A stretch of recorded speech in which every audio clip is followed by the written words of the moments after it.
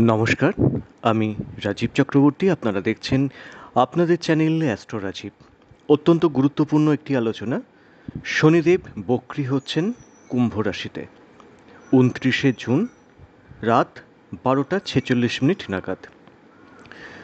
শনিদেব যেহেতু মকর রাশির ক্ষেত্রে একটি রাশি অধিপতি এবং অত্যন্ত গুরুত্বপূর্ণ একটি প্ল্যানেট, তো মকর রাশির ক্ষেত্রে বা মকর লগ্নের ক্ষেত্রে কেমন ফল আসতে পারে তাই নিয়ে আলোচনা থাকবে। যারা নতুন দেখছেন তাদের স্বাগত জানাচ্ছি। বলবো চ্যানেলটি সাবস্ক্রাইব করে নিতে, কারণ প্রত্যেক মুহূর্তের আপডেট পেতে চ্যানেলটি কিন্তু সাবস্ক্রাইব করে নেওয়া প্রয়োজন। ফোন নাম্বার, হোয়াটসঅ্যাপ নাম্বার থাকছে, চাইলে যোগাযোগ করতে পারেন। রাশি অধিপতি বক্রী হচ্ছেন রাশি সাপেক্ষে দ্বিতীয় ঘরে। মকর কালপুরুষের দশম ক্ষেত্র, আর এই দশম থেকে আমরা বিচার করি কর্মের। আর কর্মজাত যে সাফল্য, আয় লাভ, সাফল্য আসে, সেটা মহাকালপুরুষের 11তম ক্ষেত্র থেকে, যেটা কুম্ভ রাশি। আবার দেখুন, মকর রাশির ধনক্ষেত্র বা দ্বিতীয় ক্ষেত্র, সেটিও কিন্তু এই কুম্ভ। অর্থাৎ আপনি কাজ করবেন, তার থেকে ধন উপার্জন করবেন, সেই যে প্রভাব, সেটি কিন্তু বিচার বিশ্লেষণ করছি আমরা কুম্ভ থেকে। সেই কুম্ভে আপনাদের রাশি অধিপতি এবং ধনপতি শনিদেব বক্রী হচ্ছেন। বক্রী ব্যাপারটা হচ্ছে, যখন কোনো প্ল্যানেট পৃথিবীর কাছাকাছি চলে আসেন, পৃথিবী থেকে তাকে বক্র বলে মনে হয়, মানে তিনি পিছনের দিকে আসছেন। তো শনিদেব বক্রী হচ্ছেন কবে না, 29শে জুন। তিনি থাকছেন পূর্ব ভাদ্রপদ নক্ষত্রে এবং রাত 12টা 46 মিনিট নাগাদ তিনি বক্রী হচ্ছেন। 4ঠা অক্টোবর তিনি শতভিষা নক্ষত্রে প্রবেশ করবেন এবং 15ই নভেম্বর এই শতভিষা নক্ষত্রেই তিনি আবার মার্গী হবেন। কী ফল পেতে পারে মকর রাশি, মকর লগ্ন? প্রথমেই যেটা বলে দেওয়ার প্রয়োজন আপনাদের, দেখুন, মকর রাশির সাড়ে সাতির অন্তিম পর্ব চললেও সময়টা কিন্তু মকরের নেহাত মন্দ যাবে না। কারণ ইতিমধ্যেই বৃষ রাশিতে কিন্তু দেবগুরু বৃহস্পতি অবস্থান করছেন এবং তার অমৃতময় দৃষ্টি আপনাদের ভাগ্যস্থানে, আপনাদের একাদশ মানে আয় লাভ সাফল্যে যেমন পড়ছে, তেমন পড়ছে মকরে, অর্থাৎ রাশিতে বা যাদের মকর লগ্ন সেই লগ্নের ঘরে। ফলে সাড়ে সাতির যে চাপ, সেটা কিছুটা কিন্তু কমতে চলেছে। এটা একটা যেমন বিচার, তেমন শনিদেব যখন বক্রী হচ্ছেন তার ফল দেওয়ার ক্ষমতাও বেড়ে যাচ্ছে, যেটা আমরা জ্যোতিষে বলি চেষ্টা বল, সেটাও বেড়ে যাচ্ছে। ফলে মকর রাশির স্বাস্থ্যের ক্ষেত্রে একটা কিন্তু ভালো বা শুভ প্রভাব দেখা যাচ্ছে। কারণ মকর রাশির অধিপতি শনিদেব, আর কোনো প্ল্যানেট তার নিজের ঘরকে কিন্তু খুব একটা হ্যাম্পার করেন না বা ক্ষতি করেন না। এবার বলবেন, তাহলে সাড়ে সাতিতে অনেকের খারাপ প্রভাব আসে কেন? তো সেটা কর্মফল। কারণ সাড়ে সাতিতে বা ধাইয়াতে বা কণ্টক শনি যেটা, তাতে কি হয়, শনিদেব তো কর্মফলদাতা এবং কার্মিক গ্রহ।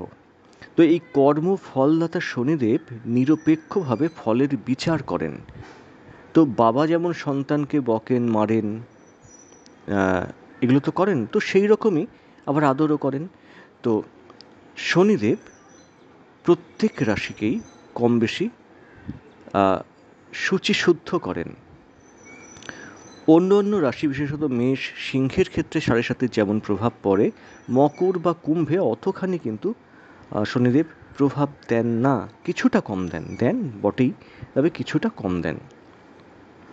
এই সময় যদি কারোর বৃহস্পতির বা চন্দ্রের বা বুধের বা শুক্রের দশা চলে এবং ব্যক্তিগত জন্ম ছকে জাতকের যদি এই গ্রহগুলি, যাদের দশার কথা বললাম, শুভ অবস্থানে থাকে, তাহলে কিন্তু অত্যন্ত শুভ ফল পাবেন সেই জাতক বা জাতিকা।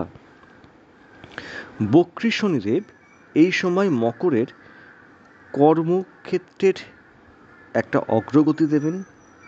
অনেকেরই কিন্তু মকরের কাজকর্ম ব্যাপারটা থমকে গিয়েছিল, হচ্ছিল না, হতে গিয়েও আটকে যাচ্ছিল, যেন গিঁটটা খুলছিল না।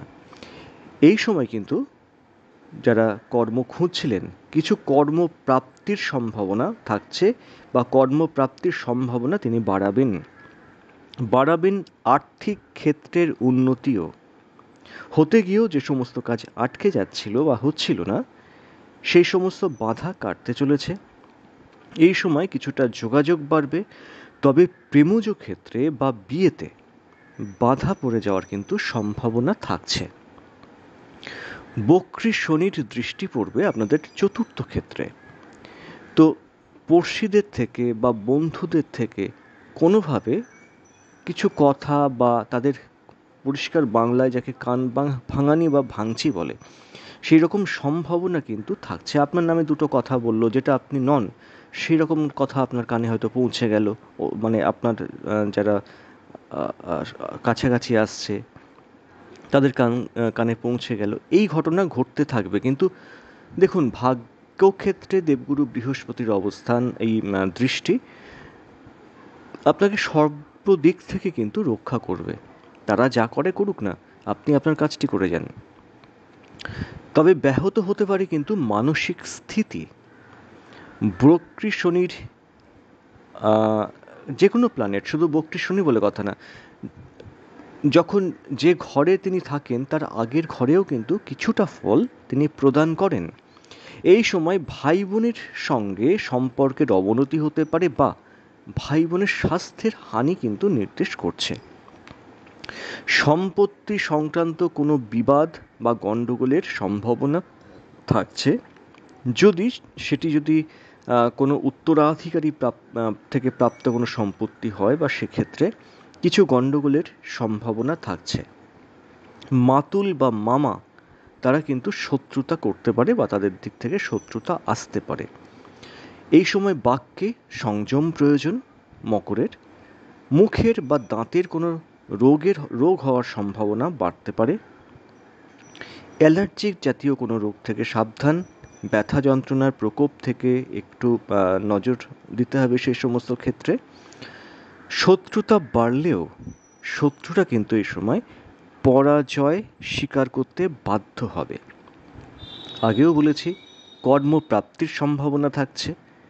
এই সময় আপনার প্রভাব বাড়তে চলেছে। আর্থিক শ্রীবৃদ্ধিরও সংযোগ থাকছে এই সময়। মোটামুটি এই যে শনিদেব বক্রী থাকছেন প্রায় 4.5 মাসেরও কিছু বেশি সময়। তো এই যে সময় যে ফলের কথা আপনাদের বললাম, মকর রাশি এবং মকর লগ্নের জাতকেরা কম বেশি এইরকম ফল কিন্তু প্রাপ্ত হবেন। কেমন লাগলো অতি অবশ্যই জানাবেন। আজ এ পর্যন্তই। নমস্কার।